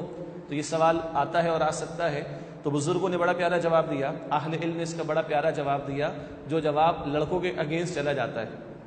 ٹھیک ہے، جواب یہ دیا کہ دیکھو بیٹا، سرکشی اور نافرمانی کا اندیشہ، سرکشی اور نافرمانی کا اندیشہ لڑکی کے مقابلے میں لڑکے سے زیادہ ہوتا ہے، تو اللہ کی راہ میں بڑا صدقہ پیش کرو کہ اللہ تو اس کو ذرا حفاظت میں رکھ۔ یہ بہرحال سمجھانے کے لیے ہے، مسئلے کی حد تک یہ کہ لڑکا اللہ نے عطا فرمائے تو 2 جانور ہے، لڑکی عطا فرمائے تو 1 جانور۔ پھر مسئلے کی حد تک یہ ہے کہ کسی کی مال حالات اچھے نہیں ہیں، ابھی کمزور ہیں، وہ زیادہ افورڈ نہیں کر سکتا، اور لڑکا اللہ نے دیا وہ 2 جانور نہیں کر سکتا، وہ 1 کر لے تو بھی کفایت کر جائے گا، کیونکہ عقیقہ سنت ہے، اور کسی کی کوئی حیثیت نہیں ہے وہ کوئی معمولی صدقہ اللہ کی راہ میں دے دے، کیونکہ یہ فرض کے درجے میں نہیں۔ لیکن اس وضاحت کا یہ مطلب نہیں کہ عقیقے کو ہم ہلکا لے لیں، نہیں، حدیث شریف میں آتا ہے کہ یہ ایک صدقہ ہے جو اللہ کی راہ میں پیش کیا جاتا ہے، اور وہ جو بلائیں آتی ہیں اللہ کی طرف سے آزمائش بھی تو آتی ہے، وہ بلائیں اور وہ آزمائش انشاءاللہ تعالی اللہ سبحانہ و تعالی دور فرما دیں گے۔ اس کی 7ویں دن بالوں کے صاف کرنے کی بھی تلقین ہے، بچہ ہے بچی، اس کے سر کے بالوں کو صاف کیا جائے، اور ان بالوں کے ہم وزن، ان کے ویٹ کے برابر اندازہ کر لیا جائے، اور کچھ چاندی اور اس کی ایکویلنٹ رقم، اس کی برابر رقم ہو سکتی ہے، تو بالوں کے وزن کے برابر چاندی یہ صدقہ کیا جائے اللہ سبحانہ و تعالیٰ کی راہ میں۔ اور لڑکا ہے تو بہرحال ختنہ کا معاملہ ہے، یہ بھی سنت کی تعلیم ہے، دین فطرت ہے ہمارا، اور اس کی بھی آج کل میڈیکلی بہت سارے فائدے سامنے آ گئے، لیکن ہم نے کسی حکم یا سنت پر اس لیے عمل نہیں کرنا کہ میڈیکلی اب وہ پروون ہو گیا، میڈیکلی اس کا فائدہ سامنے آ چکا ہے، وہ ضمنی، وہ سیکنڈری نوعیت کی بات ہے۔ پرائمریلی بنیادی طور پر سنت ایک چیز سکھا دی تو ہمیں اس کے تقاضوں پر عمل کرنا چاہیے، وہ مناسب حال ڈاکٹرز وغیرہ بتاتے ہیں، اور تجربے سے بھی بات سامنے ہے، مناسب وقت پر وہ ختنہ کا اہتمام بھی بچے کے تعلق سے کر لیا جائے۔ یہ چند فوری نوعیت کے کام جب اللہ اولاد عطا فرما دیں۔ اب اس کے بعد ابتدائی چند برس، اور خاص طور پر یہ 2 برس کی بات میں آپ کے سامنے رکھنا چاہوں گا۔ 2 برس سے آپ کو فوراً اندازہ ہو گیا کہ وہ دودھ پلانے کی مدت کا تذکرہ ہو رہا ہے۔ چنانچہ قرآن میں سورۃ البقرہ میں ذکر ہے، آیت نمبر 233 میں، والوالدات یرضعن اولادہن حولین کاملین، مائیں 2 سال تک اپنے بچوں کو دودھ پلائیں۔ اور یہ کیا ہے؟ یہ بچے کے لیے اہم ترین غذا ہے، اہم ترین غذا ہے۔ یہی گفتگو ایک جگہ کر رہے تھے، ایک ڈاکٹر صاحب وہ اس فیلڈ سے وابستہ بھی تھے، تو انہوں نے ایک بڑی اچھی بات بتائی کہ بہت چھوٹا ایک بچہ ہے جس کو ماں فیڈ کراتی، اس کو پانی پلانے کی ضرورت نہیں ہوتی، اور اگر آپ اس بچے کو ویسے چمچے سے پانی پلا دیں اس کو پرابلم ہو جائے گی۔ کس طرح کا پانی آج کل ہمارے یہاں چل رہا ہے۔ اس کے برعکس جو ماں کا دودھ ہے وہ بالکل پیور ایک شے ہے، اور وہ اہم ترین غذا اس بچے کے لیے۔ ہم سب کو یاد ہوگا، جو ہمارے ایج گروپ کے لوگ ہیں 40+ سم تھنگ، ان کو یاد ہوگا کہ ہمارے بچپن میں بڑے ڈبے آتے تھے، اب بھی آتے ہوں گے، نیلے ڈبے، پیلے ڈبے، بلو ڈبے، گرین ڈبے، پتہ نہیں کون کون سے ڈبے، ریمبو کے 7 کلر سے زیادہ ڈبے۔ اور اسی دور میں ہمیں یاد ہے کہ WHO والوں نے بڑے بڑے ہاسپٹلس میں پھر لکھوایا کہ بچے کے لیے اہم ترین غذا اس کی ماں کا دودھ ہے۔ اور یاد رکھیے، آج ہماری کچھ لڑکیوں کو، بہنوں کو، بیٹیوں کو، ماؤں کو، بڑا جو سب مائیں ہیں ان کا ذکر کر رہا ہوں، اسمارٹ رہنے کا بڑا شوق ہے، اور اس اسمارٹنس کے چکر میں وہ بچوں کو فیڈ نہیں کراتی۔ اور یہ ڈاکٹرز ہی ہمیں بتاتے ہیں کہ یہ جو فیڈ نہ کرانے والی خواتین ہیں وہ زیادہ امکان ہے کہ بریسٹ کینسر کے اندر مبتلا ہوں، یا ریورس کیا ہے کہ کئی ڈاکٹرز کا بتانا یہ ہے، میری یہ فیلڈ نہیں ہے، کہ فیڈ کرانے والی خواتین اکثر وہ بریسٹ کینسر سے محفوظ رہا کرتی ہیں۔ اس کے اور بھی فوائد ہیں۔ تو قرآن کی تلقین اور بچے اور بچی کا حق ہے کہ اس کی ماں کا دودھ اس کو فراہم کیا جائے۔ اور صرف یہ دودھ پلانے کا عمل تھوڑا ہی ہے، اب وہ بچہ ماں کی گود میں ہے، بچہ اس کے ساتھ، یہ پوری انسیت ہے، اور اس سے سب کچھ ٹرانسفر ہوتا ہے۔ بتایا جاتا ہے کہ اس بچے کی تقریباً 70-75% جو نفسیات ہے وہ اس 2 برس کی عمر میں وہ ڈیولپ ہو جاتی ہیں، پروان چڑھتی ہیں، اور یہی وہ ٹائم ہے جب بچہ ماں کے ساتھ ہوگا، تو ماں کا کردار، ماں کی سیرت پہلی بات ہو چکی، وہ جتنی عمدہ یہ سب کچھ ٹرانسفر ہوگا۔ چنانچہ وہ مائیں بھی ہم نے دیکھی جو دودھ پلاتی ہیں تو قرآن کی تلاوت کر رہی ہوتی ہیں، دودھ پلاتی ہیں تو اللہ کا ذکر کر رہی ہوتی ہیں، اس سے یہ ساری روحانیت بھی وہ ٹرانسفر ہوگی، اور وہ ماں کا لمس، وہ ماں کا ہاتھ پھیرنا، وہ ماں کی گود، اس کی محبت، اس کی شفقت، یہ ہے وہ شے کہ جو بہرحال اثرات رکھتی ہے۔ جب اس موضوع کی تیاری کچھ دنوں پہلے ہم کر رہے تھے تو ایک آرٹیکل میں پڑھنے کو ملا، یہ بھی ذرا لائٹر سائڈ پہ ایک بات ہے، ایک ماں نے کہا کبھی بڑی ہو کر، یعنی بچہ جب بڑا ہوا، میں تیرا دودھ بخشوں گی نہیں تجھے، تو بچے نے بھی پلٹ کر کہا اماں ڈبے کا پلایا تھا آپ نے، کائے کا دودھ بخشوانے کی بات کر رہی ہیں آپ، تو پھر یہ نسل پیدا ہو سکتی ہے یا پروان چڑھ سکتی ہے۔ اماں ڈبے کا پلایا تھا، کائے کی بات کر رہی ہیں آپ، استغفر اللہ۔ تو یہ 2 برس کی مدت بہت قیمتی، یہ دودھ پلانے کا عمل بہت قیمتی، یہ بچے کا ماں کے ساتھ اٹیچمنٹ کا ہونا بہت قیمتی۔ آج کیا ہے، کچھ جگہ day care centres, day care hospitals میں جو سمجھ آتے تھے ہمیں، اب یہ ڈے کیئر کیا ہو گئے جی، بچوں کی ڈے کیئر ہو رہی ہے۔ اماں جان کہیں جی وہ گئی ہیں بوتیک کے کام کے لیے، وہ گئی ہیں فلاں کانفرنس میں شرکت کے لیے، وہ گئی ہیں فلاں پریزنٹیشن دینے کے لیے، وہ گئی ہیں اس کے لیے اور اس کے لیے، اور بچہ کدھر پل رہا ہے، اللہ اکبر کبیرہ۔ آؤٹ سورسنگ وہ شے نہیں دے سکتی جو ماں دے سکتی ہے، اس تعلق سے بہت قیمتی ضرورت ہے کہ اس پہ توجہ کی جائے۔ اور ہاں، اس ماں کا کردار بڑا اہم ہے، لیکن اس بچے کے باپ کا یہ پہلو کہ وہ اس خاتون یعنی اپنی بیوی کی تربیت کی کوشش کرے، یہ مرد پر بہت بڑی ذمہ داری۔ ہمارے اساتذہ نے ہمیں سمجھایا کہ تم یعنی مردوں کو کہا بینگ شوہر، تم ایک پر محنت کر لو یعنی بیوی پر، تو بچوں پر محنت خود بخود ہو جائے گی انشاءاللہ۔ اور بٹ نیچرل بات بالکل لاجیکل اور سمجھ میں آنے والی ہے۔ سمجھ میں آنے والی بات یہ کہ شوہر نے باہر کے کام دیکھنے، معاش کی محنت، ہر وقت تو گھر میں نہیں رہے گا، اگر وہ خاتون کی تربیت شوہر صحیح طور پر کر پائے گا انشاءاللہ تعالی، تو آٹومیٹکلی بچوں کی تربیت کا عمل آسان سے آسان ہوتا چلا جائے گا۔ یہ بالکل ابتدائی 2 برسوں میں جو وہ دودھ پلانے کی مدت ہے، اس کے تعلق سے چند باتیں آپ کے سامنے رکھی گئی۔ اب اسی کے ساتھ بچے کی کچھ ابتدائی تعلیم اور تربیت، اس کے حوالے سے چند باتیں۔ حدیث میں آتا ہے پہلا کلمہ بچے کی زبان پر کیا آنا چاہیے، لا الہ الا اللہ آنا چاہیے۔ بہرحال یہ ایک کلمہ ہے، لا الہ الا اللہ، الفاظ ہے زیادہ، تو اگر یہ بچہ اماں اماں اور ابا ابا اگر بول رہا ہو، اب تو موم موم اور ڈیڈ ڈیڈ ہی رہ گیا ہمارے معاشرے کے اندر، معذرت کے ساتھ، اگر یہ اماں اور ابا کہہ سکتا ہے، کہہ سکتی ہے، تو اس کو اللہ اللہ اللہ بھی کہلوانا چاہیے، اور وہ کہہ سکتا اور کہہ سکتی ہے اور کہے گا انشاءاللہ تعالی۔ تو اماں، اچھا اردو میں آسان ہے نا، اماں ابا اللہ آسان ہے نا بھائی، دیکھیں اردو میں کتنے آسانی ہے، الحمدللہ رب العالمین، ٹھیک ہے۔ تو اس کی توجہ ہو کہ یہ پہلا لفظ اس کی زبان پر، اور کچھ بولنے کے قابل ہو تو لا الہ الا اللہ، یہ پہلا کلمہ اللہ کے پیغمبر صلی اللہ علیہ وسلم نے فرمایا کہ اس کی زبان پر آنا چاہیے۔ اس ایک بات اور ہے، وہ بعد میں عرض کروں گا انشاءاللہ۔ اسی طرح حدیث شریف میں ذکر آتا ہے کہ 7 برس کا ہو جائے تو نماز کی تلقین کرو، قرآن میں حکم بھی ہے، وَأْمُرْ أَهْلَكَ بِالصَّلَاةِ وَاصْطَبِرْ عَلَيْهَا، اپنے اہل اپنے گھر والوں کو نماز کی تلقین کرو اور خود بھی اس پر کار بند رہو۔ اچھا، اب اس کے لیے 7 سال کے انتظار کی بھی ضرورت نہیں ہے، ماشاءاللہ ہم سب مسلمان، ہمارے گھرانوں میں بھی یقیناً اس کا اہتمام ہوتا ہوگا۔ صرف شیئر کر رہا ہوں میں بات آپ سے کہ ہم دیکھتے ہیں نا، ماں گھر میں نماز کو کھڑی ہو تو چھوٹی بچی بھی آ کر کھڑی ہو جاتی ہے، وہ بڑی بہن کا دوپٹہ لے کر کھڑی ہو جائے گی، اور ماں جب رکوع میں ہوگی تو جب مار کر وہ سجدے میں چلی جائے گی، کتنا اچھا لگتا ہے یہ۔ اسی طرح بیٹا ہے، اسی طرح مردوں کو کہا گیا کہ فرض تو جماعت کے ساتھ ادا کریں، مسجد میں جماعت میں ادا کریں، جب جب موقع ملے سنت و نوافل گھر میں ادا کریں، تو بچہ یہ دیکھ کر کرے گا انشاءاللہ تعالی۔ ایک اور اہم بات، ہمارے بچے کون سی زبان بولتے ہیں، اردو بولتے ہیں، انگریزی بولتے ہیں عام طور پر، ٹھیک ہے، اور ممکن ہے کسی کی کوئی آبائی زبان ہو تو وہ چل رہی ہو گھروں کے اندر، لیکن اگر ہم کراچی کی بات کریں تو عام طور پر زیادہ تر اردو ہے، کچھ انگریزی کی بات ہے، لیکن یہ طے ہے کہ ہمارا بچہ فارسی نہیں بولتا، یہ طے ہے کہ ہمارا بچہ فرینچ نہیں بولتا، ایسے ہی ہے نا جی، کیوں؟ اس نے ان 2 کانوں سے ہی کچھ سنا ہے، اور شروع کے کچھ سال وہ سنتا ہے، بولتا نہیں ہے، اللہ اکبر، اور اس کا وہ ریسیونگ اینڈ بہت قیمتی ہے، بڑا اسٹرانگ ہے۔ یہ سارا ان پٹ جو اردو کا، انگریزی کا ہم نے ڈالا، اب وہ 2 سال میں تھوڑا سا اور آگے چل کر 2.5 سال، 3 سال، 3.25 سال اور آگے، یہی اب آؤٹ پٹ نکلتا چلا جائے گا۔ بہت احتیاط کی ضرورت ہے۔ تو بچہ انگریزی ہم سے سیکھ رہا ہے، اگر ہمارے کسی کے بولی جا رہی، اکثر اردو بولی جا رہی، اگر ہم خیر کی باتیں بول رہے ہیں، وہ جا رہا ہے انپٹ اس کے کان کے اندر، اور کل وہی آؤٹ پٹ نکلے گا۔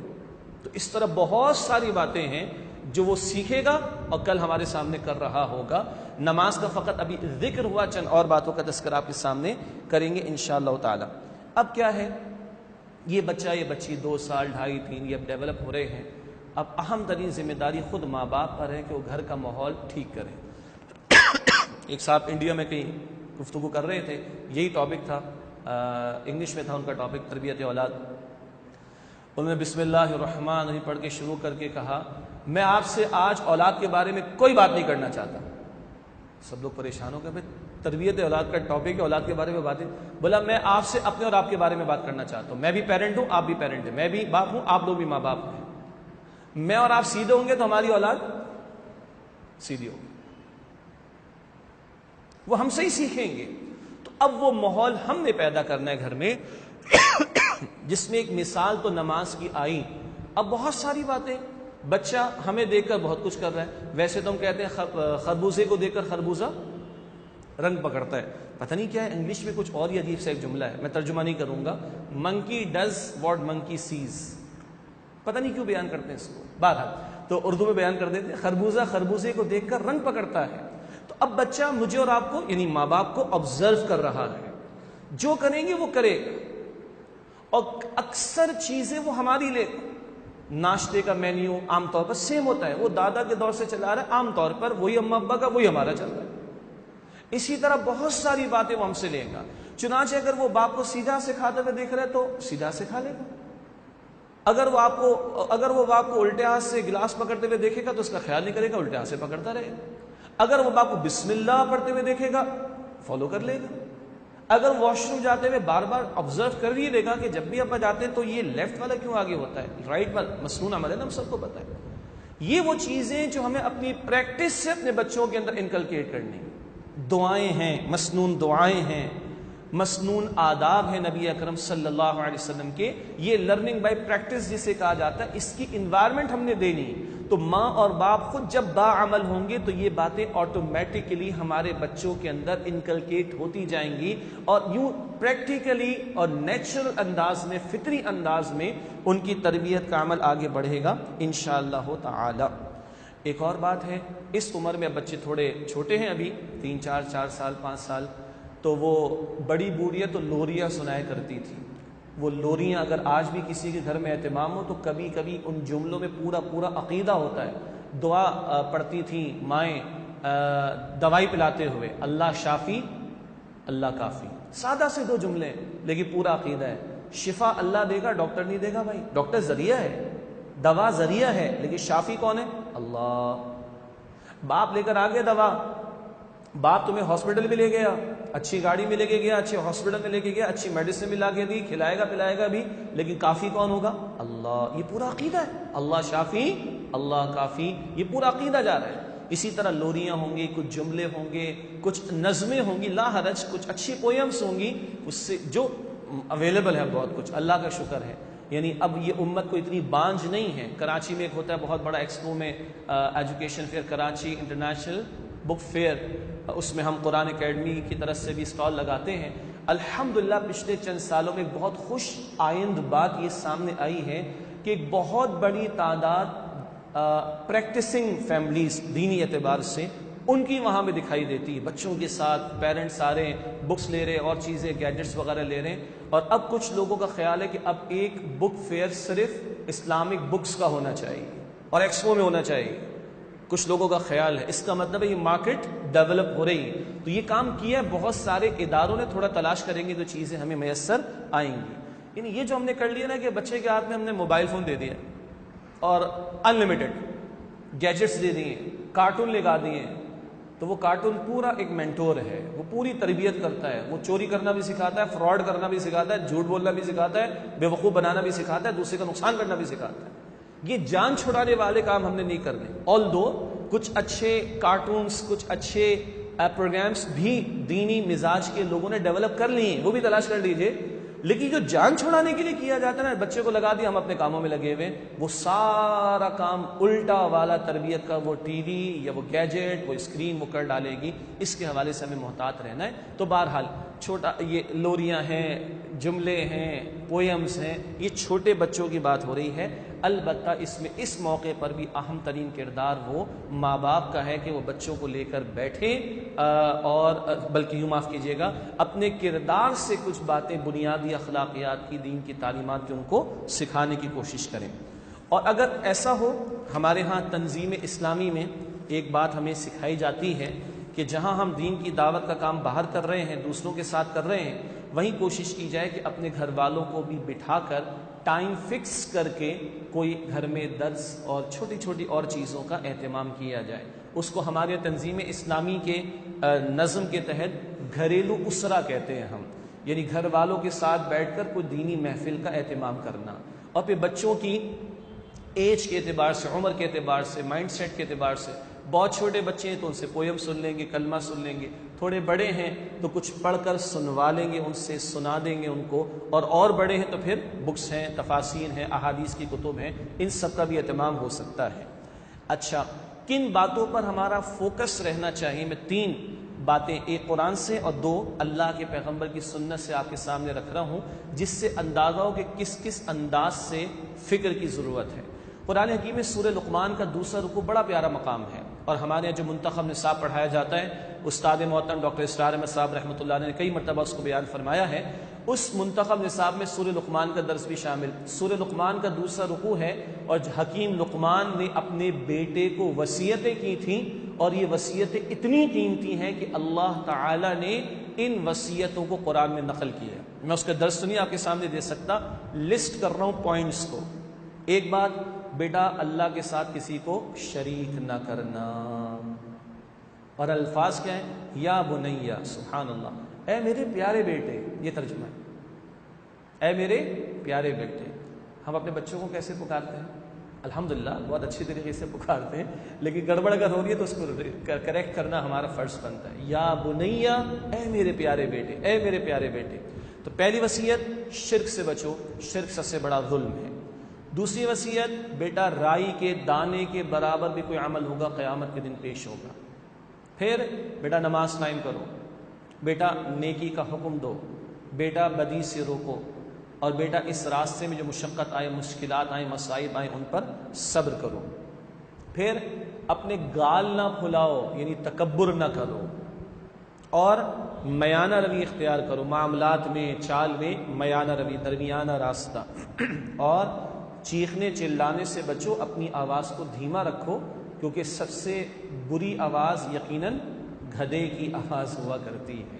یہ سورہ لقمان کا دوسرا رکوع، حکیم لقمان پیغمبر نہیں تھے، مگر ان کی وصیتیں جو انہوں نے بیٹے کو کی، قرآن نے ان کو نقل کیا ہے۔ اللہ کے پیغمبر علیہ السلام کے اسوہ سے 2 باتیں۔ ابن عباس رضی اللہ تعالی عنہ چھوٹے ہیں عمر میں، صحابہ میں تفسیر میں امام ہیں، رسول اللہ سے عمر میں بہت چھوٹے، کزن بھی ہیں۔ ایک دن اللہ کے رسول کے ساتھ ساتھ تھے، اللہ کے رسول علیہ السلام نے کچھ وصیتیں فرمائیں، اور دیکھیے فکر کیا کرنی ہے۔ فرمایا احفظ اللہ یحفظک، تم اللہ کے احکامات کی حفاظت کرتے رہنا، اللہ تمہاری حفاظت کرے گا۔ اذا استعنت فاستعن باللہ، جب بھی تم مدد مانگو تو کس سے مانگو؟ اللہ سے مدد مانگو۔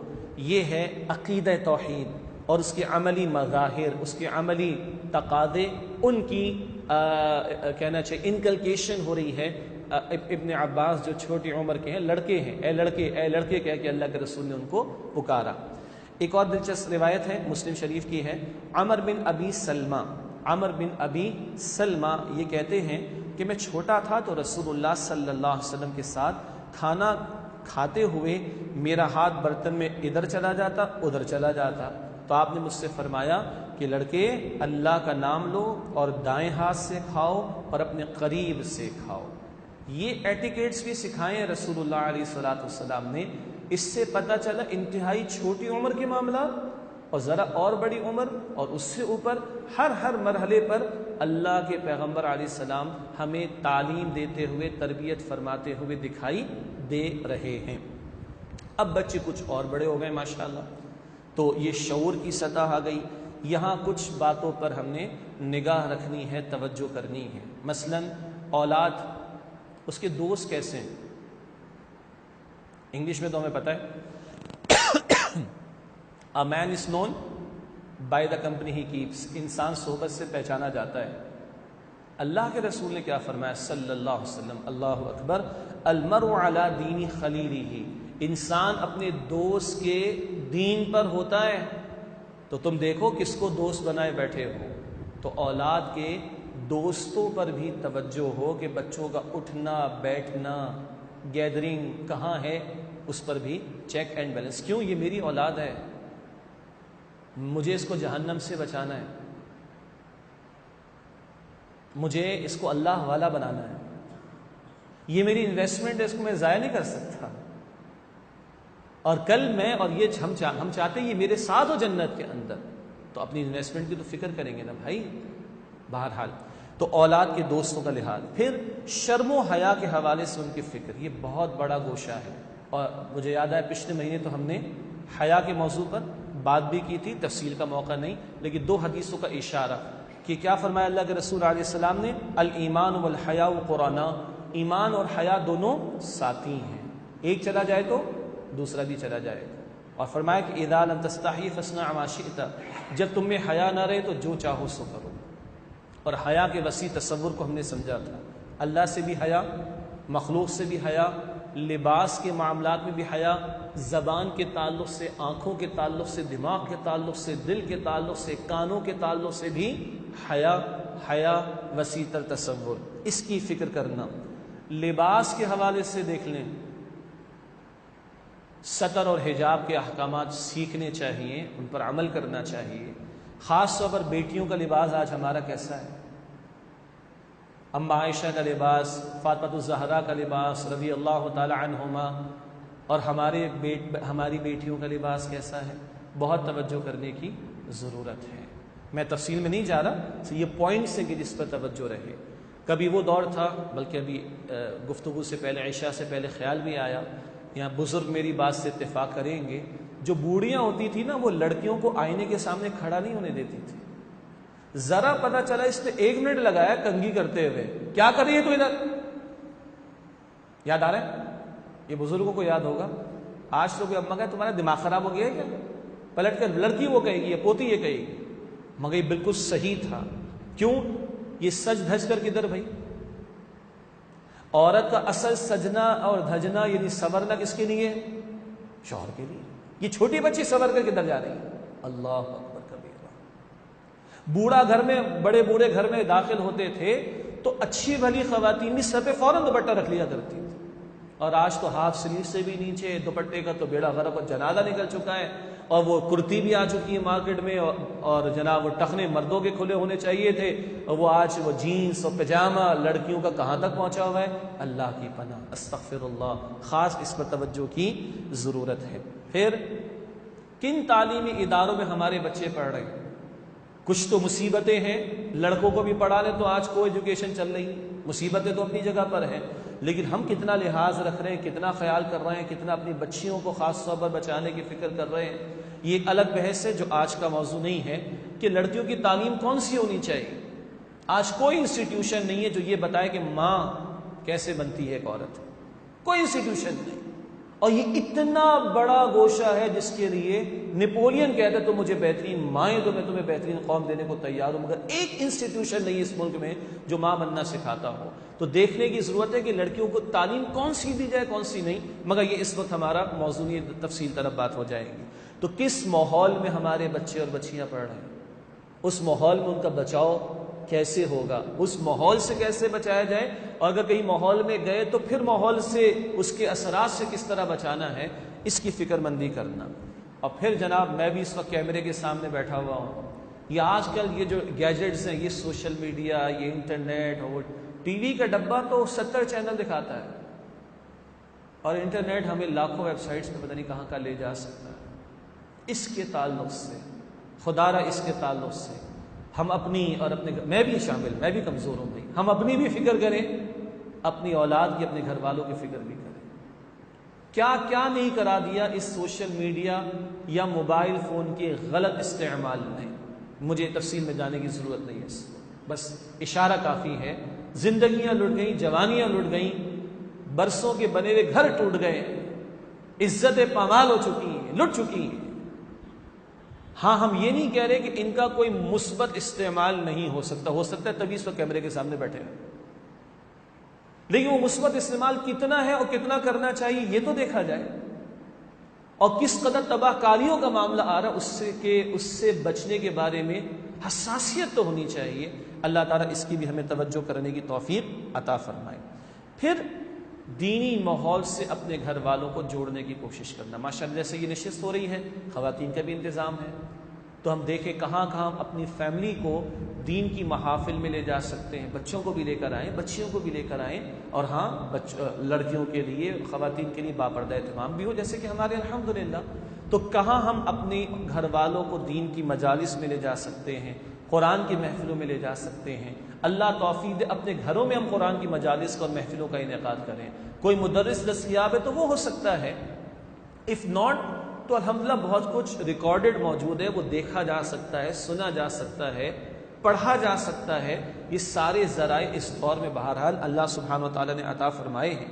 پھر اپنے گھر والوں کو ایسی فیملیز کے ساتھ ملانا، ایسی فیملیز کے ساتھ ہمارا ملنا جلنا کہ جو دینی اعتبار سے بہتر ہوں، جو پریکٹسنگ مسلمز ہیں، ہم سے اچھے ہیں ماشاءاللہ، ہم سے آگے ہیں، تو وہ ماحول ہمارے بچوں کو بھی ملے گا، بچیوں کو بھی ملے گا۔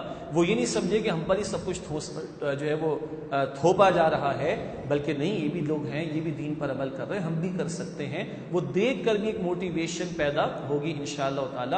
تو اپنے گھر والوں کو، اپنی فیملیز کو دینی گھرانوں سے، پریکٹسنگ مسلمانوں کے گھرانوں سے جوڑنے کی کوشش کرنا۔ پھر جیسے کہ بات پہلے بھی آئی، دوبارہ آ رہی ہے، خود باعمل ہوں گے، باپ بھی ماں بھی، تو انشاءاللہ یہ چیزیں اولاد میں بھی ٹرانسفر ہوں گی۔ اللہ ہمیں اس کی بھی توفیق عطا فرمائے۔ تھوڑا سا وقت لے لوں اور دو آخری باتیں انشاءاللہ تعالی۔ آخری سے پہلی بات یہ ہے، بلکہ شعور کی سطح میں ایک بات آخری وہ یہ تھی، رہ گئی، نکاح کی ذمہ داری پوری کرنا۔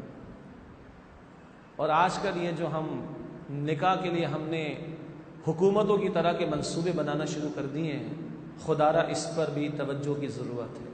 ارلی میرجز کی طرف توجہ کرے، چھوٹی عمر میں نکاح کی کوشش کریں۔ یہ عمریں گزر جاتی ہیں، پتہ نہیں کون کون سے حسین خواب دیکھنے کے چکر میں اور کن کن چکروں کے اندر، اور نتیجہ کیا نکلتا ہے؟ جوانیاں لٹ جاتی ہیں۔ نکاح کو جو ہم نے مشکل کر رکھا ہے، خدا را اس کو ہم آسان کریں۔ نکاح مشکل ہوا تو دوسرے دھندے آسان ہو گئے، اللہ حفاظت فرمائے۔ یہ بھی باپ پر خصوصاً ذمہ داری۔ اور ہاں، حدیث میں ذکر ہے، اگر اولاد کی نکاح کا بندوبست نہیں کیا گیا اور اولاد کے فتنے میں پڑ گئی تو باپ بھی ذمہ دار ہوگا اس کا۔ اس حوالے سے بھی توجہ کی ضرورت۔ اب سیکنڈ لاسٹ بات، بڑی ایک حساس بات، ایک حساس مسئلہ، بچے بڑے ہو گئے، جوان ہو گئے، اب کیا کریں؟ اور بہت پریکٹیکل مسائل ہیں۔ ہم خود شاید ماں باپ کہتے ہیں بھائی ہم خود دین پر دیر سے آئے، 50 سال میں، 55 سال میں، 60 سال میں، اب اولاد جوان ہو گئی، اب اولاد کو سمجھاؤ، کہتے ہیں اپنے تو مزے پورے کر لیے، ہمیں روکتے ہو؟ اللہ اپنا تو ٹائم گزار لیا، ہماری بہاروں کو دیکھنے کا ٹائم آیا تو مشکل ڈال دو ہمارے اندر۔ یہ بہت بڑا پریکٹیکل مسئلہ ہے۔ اور بعض لوگوں کا خیال ہے کہ بچے جوان ہو گئے، اپنے خود ہی کرتا دھرتا ہے، خود ہی سوچے، خود ہی جو کرنا کرے، ہماری ذمہ داری تو پوری ہو گئی۔ یہ جواب بھی درست نہیں۔ اگر اس جواب کو درست مان لیا جائے کہ بچے تو بڑے ہو گئے، خود بخود اپنا کر لیں گے، تو پھر تبلیغ کا عمل نابالغوں کے لیے رہ جائے گا۔ دعوت و تبلیغ کا عمل کس کے لیے رہ جائے گا؟ نابالغ بچوں کے لیے رہ جائے گا۔ پھر بالغوں کو تبلیغ کرنے کی ضرورت، بالغ ہے اپنا کریں گے، اپنا سوچیں گے؟ نہیں بھائی، ایسا نہیں ہے مشکل بات، لیکن ایسا نہیں ہے۔ کیا ایک 4 سال کا یا 2 سال کا بچہ چولہے کی آگ میں ہاتھ ڈال رہا ہو تو ڈالنے دیں گے؟ نہیں ڈالنے دیں گے بھائی۔ اور خدا نہ خاصہ 40 سال کا جوان، اس کا دماغ خراب ہو گیا، وہ ہاتھ ڈال رہا ہے، ڈالنے دیں گے؟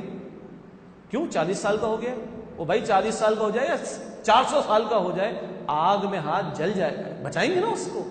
اسی طرح قو انفسکم واہلیکم نارا، اپنے آپ کو اور اپنے گھر والوں کو جہنم کی آگ سے بچاؤ۔ چاہے اولاد کتنی بڑی کیوں ہو گئی، محنت کرنی پڑے گی، ہے مشکل بات کوئی شک نہیں، مگر اللہ آسان فرمانا چاہے تو ہم واقف ہیں، اللہ نے آسانی فرمائی۔ اور اس میں بہت نکتے کی بات کیا ہے، کوئی والدین بڑے ہو گئے، اپنی اولاد کو بٹھا کر اعتراف کرے ان کے سامنے کہ بیٹا تمہارے ماں باپ نے غلطی کی ہے، ماضی میں تمہارے ماں باپ غلط تھے، یہ غلط کر رہے تھے، لیکن اب اللہ کا فضل ہو گیا، بیٹا اللہ نے ہمیں ہدایت دے دی، ہم یہی بات تمہارے لیے پسند کریں گے۔ ہدایت دے دی سے مراد مسلمان تو ہم سبھی ہیں، بچے بھی، مراد ہم صحیح راستے پر آ گئے، تو بیٹا ہم غلط تھے، اب اللہ نے توفیق دے دی، اب ہم تمہارے لیے پسند نہیں کریں گے کہ تم بھی زندگی گوا دو پھر آؤ۔ زندگی موت کا کیا بھروسہ، کوئی 60 میں چلا جائے، کوئی 40 میں، کوئی 30 میں بھی تو جا سکتا ہے۔ اعتراف کریں بچوں کے سامنے، مشکل بات ہے لیکن کریں، اور بیٹا اب تم نے ہمارا ساتھ دینا، ہم نے تمہارا ساتھ دینا، کیوں؟ ہمیں جنت چاہیے، ہم جنت میں ساتھ رہنا چاہتے ہیں، اور پھر اللہ سے مانگنا، وہ آخر میں دعائیں میں عرض کر دوں گا انشاءاللہ تعالی۔ نوٹ کیجئے گا، نوح علیہ السلام کا ایک بیٹا، 3 تو ایمان لے آئے تھے نا، 4 باغی تھا یا نافرمان تھا، جو بھی آپ کہیے، اس کو کب تک سمجھایا؟ عذاب کے آنے تک، حتیٰ کہ پانی آ گیا، بیٹا آ جا کشتی میں سوار ہو جا، کہتا میں نہیں آتا۔ اس وقت تک نوح علیہ السلام نے اپنے بیٹے کو سمجھایا ہے، پیغمبر سکھا رہے ہمیں۔ یعقوب علیہ السلام پہلے پارے کا آخری حصہ، الف لام میم، پہلے پارے میں بالکل آخر میں اپنے بیٹے کو بٹھا رہے، اور بیٹے وہ جن کے بھی بچے، سورہ یوسف سے وہ پتہ چلتا ہے، اور سورہ البقرہ میں بات کی بات ہے، بیٹوں کو پوچھ رہے ہیں ما تعبدون من بعدی، اے میرے بیٹو میرے بعد کس کی عبادت کرو گے؟ سب نے کہا آپ کے، اسحاق کے، ابراہیم علیہ السلام کے معبود اللہ سبحانہ و تعالیٰ کی۔ بڑھاپے میں بھی، دنیا سے جاتے جاتے بھی یعقوب علیہ السلام بیٹوں کو وصیت کر رہے ہیں۔ رسول اللہ علیہ السلام خاندان والوں کو جمع کیا، بنو ہاشم کو جمع کیا، صفیہ پھپھی بھی موجود، فاطمہ بیٹی بھی موجود، اے بنو ہاشم اپنے آپ کو جہنم کی آگ سے بچاؤ، اے خاندان بنو عبد المطلب اپنے آپ کو جہنم کی آگ سے بچاؤ، اے میری پھپھی صفیہ اپنے آپ کو جہنم کی آگ سے بچاؤ، اے فاطمہ میری بیٹی اپنے آپ کو جہنم کی آگ سے بچاؤ، کل میں تمہارے کسی کام آنے والا نہیں ہوں۔ یہ بخاری کی روایت ہے۔ آخر وقت تک سمجھایا اور بڑوں کو بھی سمجھایا، یہ اللہ کے پیغمبر کا بھی اسوہ صلی اللہ علیہ وسلم۔ سب سے آخر میں چند دعائیں، اور دعا مومن کا بہت بڑا سہارا ہے۔ ہم کمزور ہیں، اللہ کمزور نہیں، ہماری زبان میں تاثیر نہیں، اللہ علی کل شیء قدیر ہے، اولاد نہیں مان رہی ہے، اللہ منوانے پر قادر ہے۔ حدیث میں آتا ہے کہ اللہ کی 2 انگلیوں کے درمیان بندوں کے دل ہیں، اللہ جس طرف جب چاہے پھیر دے، سبحان اللہ۔ ہدایت دینے والا اللہ، توفیق دینے والا اللہ، دلوں کو پھیرنے یا پلٹنے والا اللہ، توبہ کی توفیق دینے والا اللہ، قبول کر لینے والا اللہ۔ اس اللہ سے مانگنا، اس اللہ کے سامنے رونا، اس اللہ کے سامنے گڑ گڑانا، محنت کریں گے مگر محنت میں تاثیر اللہ کے حکم سے آئے گی، اس کے بغیر نہیں آ سکتی۔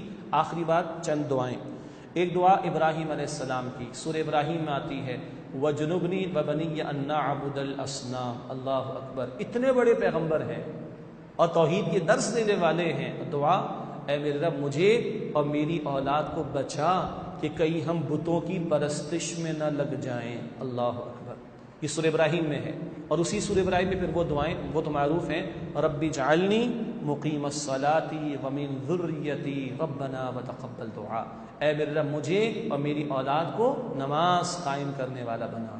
کتنی پیاری دعا ہے۔ اسی طرح سورہ احقاف آیت نمبر 15 میں، سورہ احقاف آیت نمبر 15 میں فیملی کے لیے دعا، اپنے لیے، ماں باپ کے تعلق سے بھی ہے اور اولاد کے لیے بھی ہے۔ سورہ احقاف آیت نمبر 15، رب اوزعنی ان اشکر نعمتک التی انعمت علی وعلی والدی وان اعمل صالحا ترضاه واصلح لی فی ذریتی انی تبت الیک وانی من المسلمین۔ اے میرے رب میری مدد فرما، مجھے توفیق عطا فرما کہ میں تیرا شکر ادا کروں اس نعمت پر جو نعمت تو نے مجھ پر اور میرے ماں باپ پر فرمائی۔ واصلح لی فی ذریتی، اور میرے رب میری اولاد میں اصلاح کا معاملہ فرما، تو اس کو سنوار دے، تو اس کو سدھار دے، تو اس کو نیکی کی توفیق دے دے، تو اس کو خیر کی توفیق عطا فرما دے، تو اس کی حفاظت فرما لے۔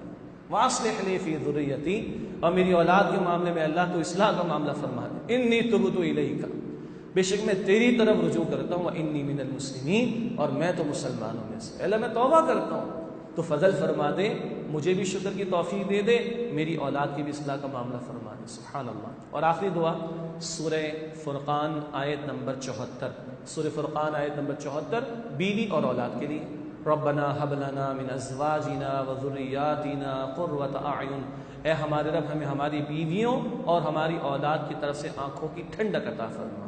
یہ آنکھوں کی ٹھنڈک کیا ہے؟